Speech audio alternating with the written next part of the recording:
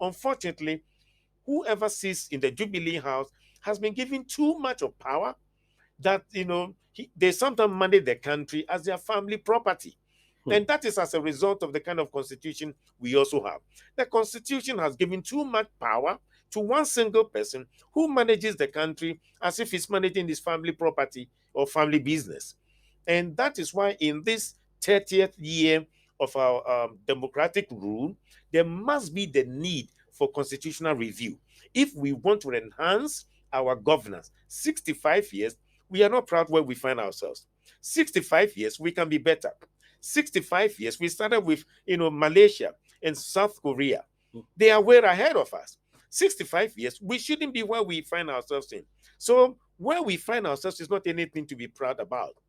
We can't compare ourselves with countries around us, but we can compare ourselves with nations that have developed. We should compare ourselves to Malaysia, South Korea, where they are now. They have become industrialized nation.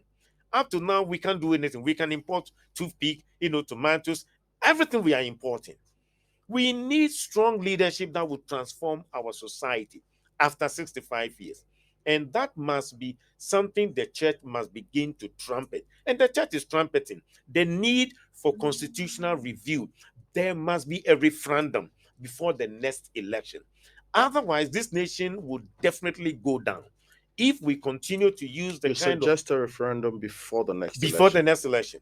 After we can't go into the next election with the same constitution after 30 years. You should evaluate yourself. You should ask yourself, how well have you performed in 30 years of our democracy? What are some of the good things in the constitution?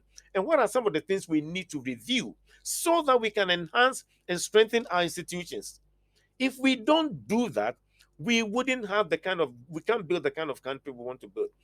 All the constitution we have, first two, only enhances a political leader. And so when they come into office, they like it because it benefits their selfish, ego. That is why the ordinary man like you and I must demand and call for the referendum.